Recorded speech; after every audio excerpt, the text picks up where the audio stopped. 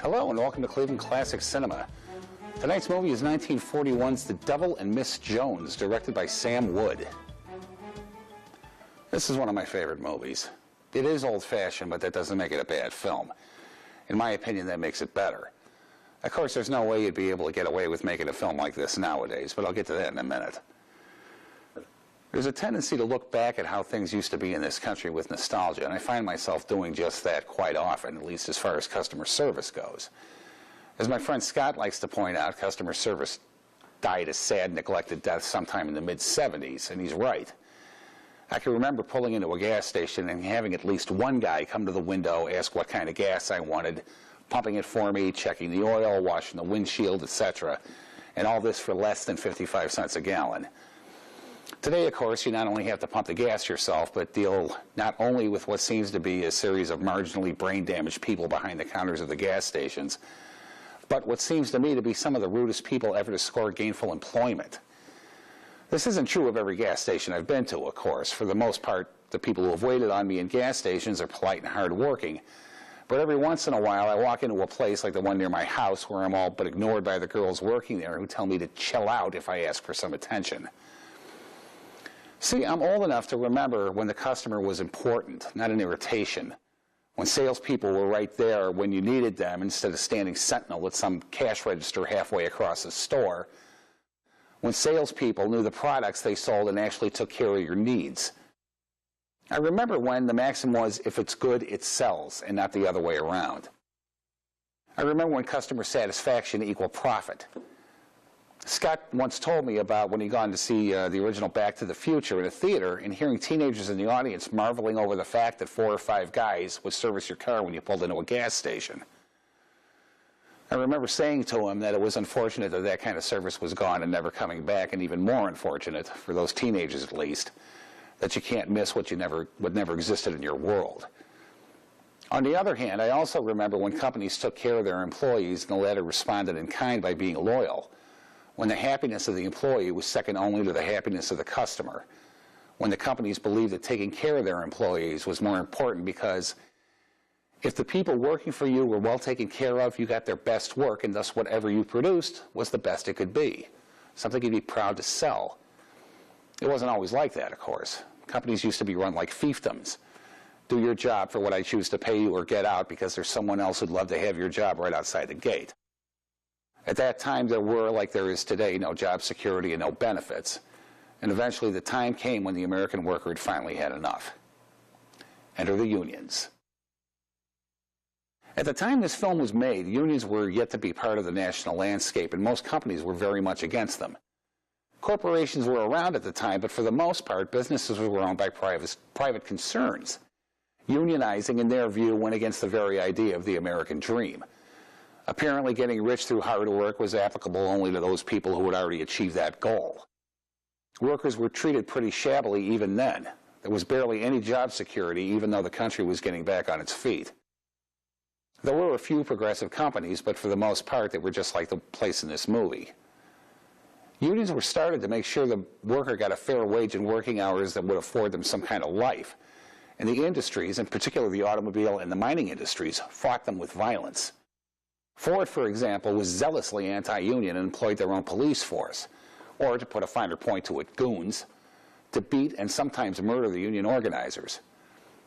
Ford wasn't alone in this. Just about all of the industries fought the unions the same way, but eventually the workers overcame the resistance and finally got a fair shake. Of course, power corrupts, and eventually the unions became as bad as the industries in some ways. Life's rich pageant rears its head again. This movie, by the way, is not to be confused with the 1973 porn film The Devil in Miss Jones. I can't tell you how many raised eyebrows I was met with when I announced that I had decided to show this movie, followed by hurried explanations of which film it was and what it was about. I'm not really sure I should explain the plot of this movie, because in the telling it'll sound like a dog, and if I go into enough detail to stir your interest sight unseen, I'll give too much of the plot away. You'll just have to trust me on this one. You all know I would never lead you astray and tell you a sucky movie was good. And since I'm telling you this one is good, I trust you'll stick around to watch it. As I said earlier, it is rather old-fashioned, but it was made in a simpler time, and besides, the Hays Code was still being enforced. Now, before I go on, let me explain why the Hays Code was initiated, and in order to do that, I have to tell you about Roscoe Arbuckle. In the early days of Hollywood, the films the studios made were pretty loose on the moral level. Movies got pretty racy, nothing like today, of course, but back in the 20s and 30s, salaciousness and coming just this close to nudity was SOP. And I'm not talking about stag films here. There have been porno films around as long as images have been, getting burned into celluloid, but I'm talking mainstream movies. It was Hollywood's job to bring fantasy to the public, and they discovered something that is going to be true forever and ever, no matter how many people whine and protest about it. Sex sells tickets. A lot of people complained about it, but nothing was done until the Fatty Arbuckle scandal. Roscoe Arbuckle was born on March 24, 1887 in Smith Center, Kansas. He was a big baby, weighing at a reported 16 pounds. His family, consisting of 9 children, moved to California when Roscoe was an infant. His home life wasn't a happy one. His father, who was an alcoholic, blamed Roscoe for his mother's poor health and had a sneaking suspicion that Roscoe wasn't his legitimate child, so he would punish the boy severely for just about any infraction, real or imagined. The reason Roscoe's father suspected this was because the boy was quite heavy, although both of his parents were rail thin. His mother was a devout Christian, however, so the suspicion the father felt was most probably unfounded. While growing up, Roscoe was teased by other children about his girth, and as is usual in such cases, found comfort in food, which just exacerbated the problem. He became quite shy as a result of this and was a very quiet child. The amazing thing about Roscoe Arbuckle was that the second he got in front of an audience, all the shyness and reluctance to communicate disappeared. Despite his size, he was incredibly agile and had a lovely soprano singing voice. He made his stage debut at the age of 8, working as a clown, singer, and acrobat. His mother died when he was 12, and his father abandoned him, which was probably a good thing. He worked odd jobs to survive, often singing while he worked, and one day a professional singer overheard him and suggested that he accompany her to a talent show at a local theater. Now, this was in the days when, if you weren't going over well, a giant hook would come out of the wings and drag you off stage. They really did that. Roscoe was terrified of that happening, but he went on anyway. He sang a couple of songs and did a few pratfalls and jigs. When the hook came out of the wings, Arbuckle did his best to avoid being grabbed by it and eventually fell into the orchestra pit. The audience thought it was part of the act, and he won the contest that night. He eventually became what was referred to as an illustrated singer. This was a performer who sang while color slides were flashed on a screen behind him to illustrate the song he was singing. He was hired to tour with Leon Errol's company and ended up playing in the Last Chance Saloon in Butte, Montana. The Last Chance Saloon was pretty much just a watering hole for minors, and it was a rough place. The resident singer was a buxom blonde named Lily.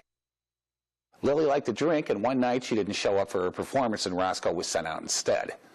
The crowd began to get ugly, and they began to threaten Arbuckle, so he ran off stage and squeezed into one of Lily's costumes, threw on a blonde wig, and then came out and began to sing in a lilting soprano. The crowd didn't recognize Arbuckle and went nuts for the new singer. The next night, the place was packed, and after Arbuckle went on stage in his Lily drag, the real Lily showed up for her performance. Thinking she was being usurped by the upstart singer, she ran on stage and tore the wig off Roscoe's head. He acted terrified and bolted into the audience as Lily chased him, swinging and cursing.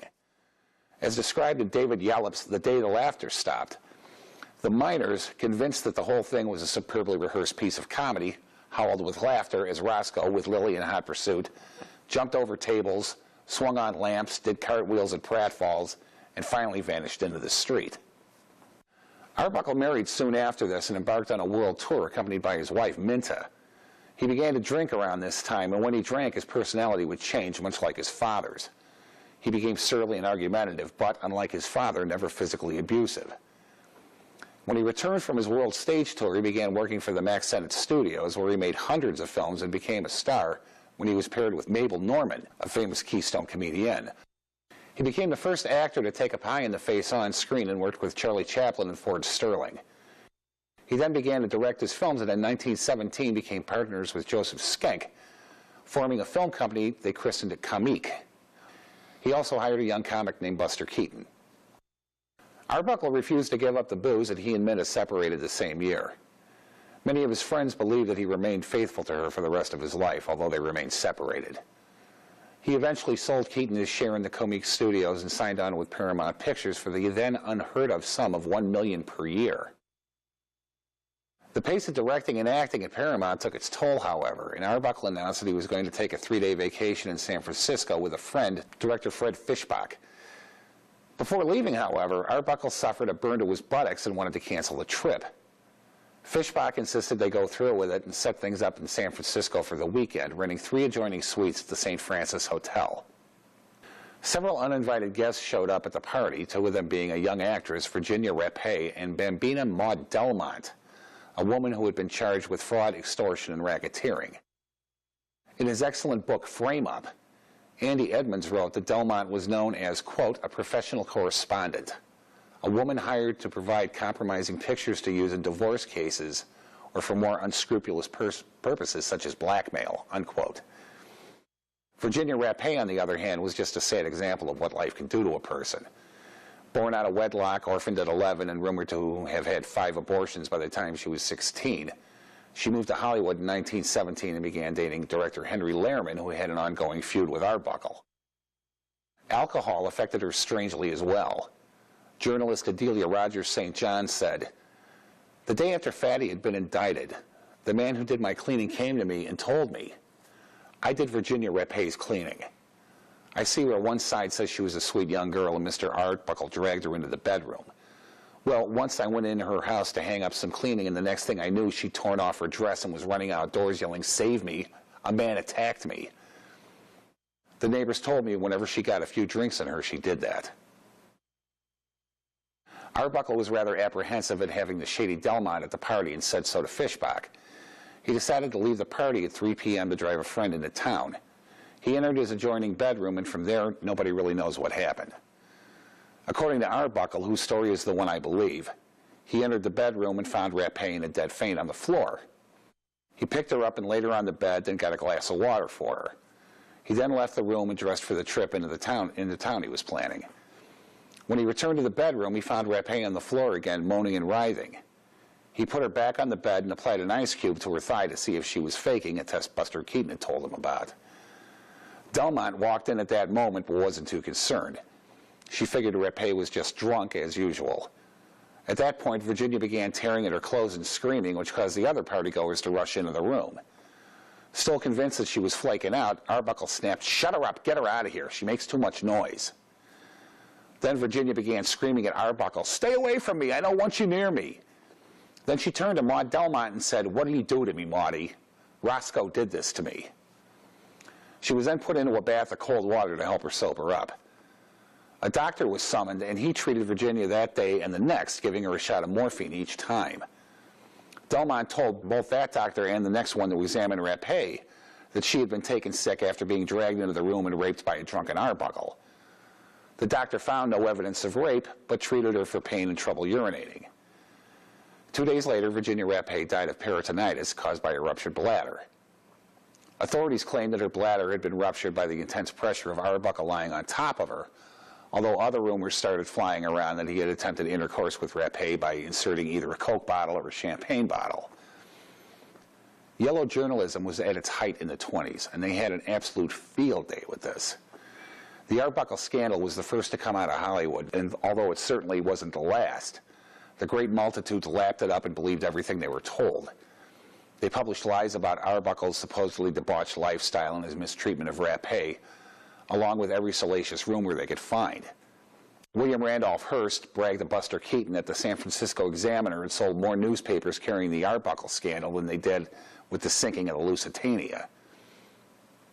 Matthew Brady, the DA of San Francisco, interviewed Maud Delmont repeatedly and found that her story changed every time he talked to her. So he threatened Alice Blake, Zay Pravon, and Betty Campbell, who had been guests at the party, that unless they testified against Arbuckle, he would prosecute them for perjury.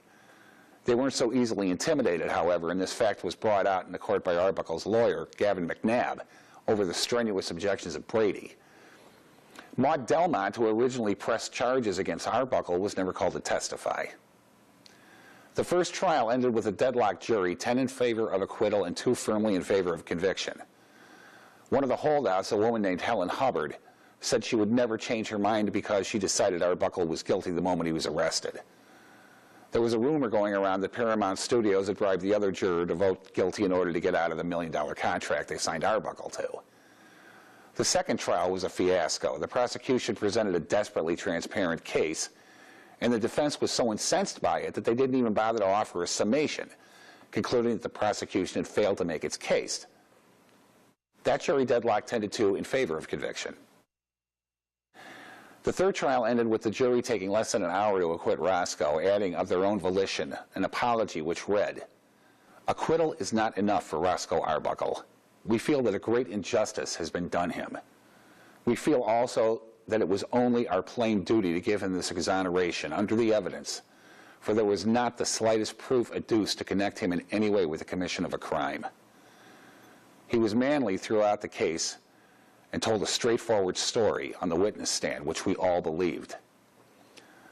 The happening at the hotel was an unfortunate affair for which Arbuckle, so the evidence shows, was in no way responsible. We wish him success and hope that the American people will take the judgment of 14 men and women who have sat listening for 31 days to evidence that Roscoe Arbuckle is entirely innocent and free from all blame. Well, those 12 people may have believed Arbuckle, but Hollywood wasn't so forgiving. All of his movies were pulled from distribution, his contract was canceled, and he was the first actor to be blacklisted. He lost his home, his cars, and his career, eking out a living directing under the pseudonym of William B. Goodrich. Will Hayes banned him from appearing on screen, but lifted the ban a year later. Roscoe began touring the country playing vaudeville houses, and the audience's ready acceptance of him cheered him a bit. Warner Vitaphone hired him to appear in 2 reel comedies in the early 1930s, and audiences flocked to see them. He married 2 more times, and Warner offered him a feature film contract. He eagerly accepted and went out with his wife, Addie, that night to celebrate not only the contract, but their first anniversary. Afterwards, he returned to his apartment with her, and they went to bed. He died in his sleep of heart failure that night. He was only 46. Because of the Arbuckle debacle, Hollywood feared that government regulation of the content of films was just around the corner, so they decided to head that off by establishing the Motion Picture Code and hiring Will Hayes, a former Postmaster General, to run the Motion Picture Producers and Distributors of America, which became known collectively as the Hayes Office. The production code was pretty much a self-censoring list of don'ts that were encapsulated in 3 guidelines, those being: Number 1, no picture shall be produced that will lower the moral standards of those who see it. Hence, the sympathy of the audience should never be thrown to the side of crime, wrongdoing, evil, or sin. 2, correct standards of life, subject only to the requirements of drama and entertainment, shall be presented. Number 3, law, natural or human, shall not be ridiculed, nor shall sympathy be created for its violation. This was followed by an incredible number of don't you dares, including representations of such unnatural things as nudity, illegal drug use, homosexuality, venereal disease, childbirth, methods of crime, explicit depictions of murder, or even the hint of premarital sex. Now, the reason I told you all this stuff is because there's a scene in this movie that seemingly thumbs its nose at the Hayes Office. A lot of Hollywood movies did this, mostly to see how far they could get before the hammer came down. I'm thinking I should describe it because it's such a small thing today that you wouldn't even notice, much less give it a second thought. Without giving away any plot points, there's a scene wherein Jean Arthur makes a late-night call to a female friend of hers to ask for her friend's boyfriend's phone number. The woman she calls tells her to hold on a second and then hands the phone to her boyfriend, who is obviously over at her house late at night, gasp, and the shot is framed so you only see the heads of the 2 characters in it. Why, they could be in their pajamas for all we know. It then cuts back to Jean Arthur, who reacts in a shocked manner that her friend should have company so late, and the scene continues. When it cuts back to the couple, the camera pulls out of the close-up, and we see that not only are both of them fully dressed, but they're only sharing an innocent cup of coffee. Phew. The morals of the entire movie-going audience were in danger for a minute. Jean Arthur was born Gladys Georgiana Green on October 17, 1900 in Plattsburgh, New York. She appeared in 95 movies during her career, starring with 1923's Cameo Kirby. She wore her hair its natural brunette color during her silent film career. She later said that for most of her career, she played ingenues and Western heroines, then she played Western heroines and ingenues. Her career really started with her appearance in 1935's The Whole Town's Talking with Edward G. Robinson, and her breakthrough came when Frank Capra cast her opposite Gary Cooper as Louise Babe Bennett in 1936's Mr. Deeds Goes to Town. Her next appearance for Capra was in 1938's You Can't Take It With You, and then 1939's Mr. Smith Goes to Washington. She was also a favorite of directors George Stevens, John Ford, and Howard Hawks. The hook Jean Arthur had was her voice. There was something about it that was just, I hate to use the word precious, but it's the only one that comes to mind. It gave her a little girl lost quality that made you like her instantly, and she uses it very well in this movie, particularly in the scene where she introduces Tom Higgins to the crowd assembled for the union meeting. She had several run-ins with the head of Columbia Studios, Harry Cohn, and he punished her by only paying her $50,000 for appearing in Talk of the Town, while her co-stars Ronald Colman and Cary Grant received more than $100,000 apiece. When her contract at Columbia Pictures was up, she ran through the studio street shouting, "I'm free, I'm free!" Her last movie was 1953's Shane, directed by George Stevens.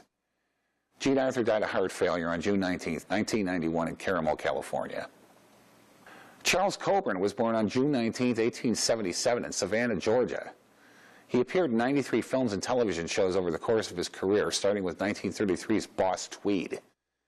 He pretty much played authority figures throughout his career, playing judges, military officers, or millionaires. He started his career doing odd jobs around the local theater, and by the age of 17 worked his way up to theater manager. He eventually began acting and soon formed his own theater company, the Coburn Players, making his debut on Broadway in 1901. He continued his stage career until his first wife, Iva, passed away and began appearing in movies at the age of 60. He often wore a monocle, but unlike Fritz Lang's, it was not an affectation, but it actually corrected an eye deficiency.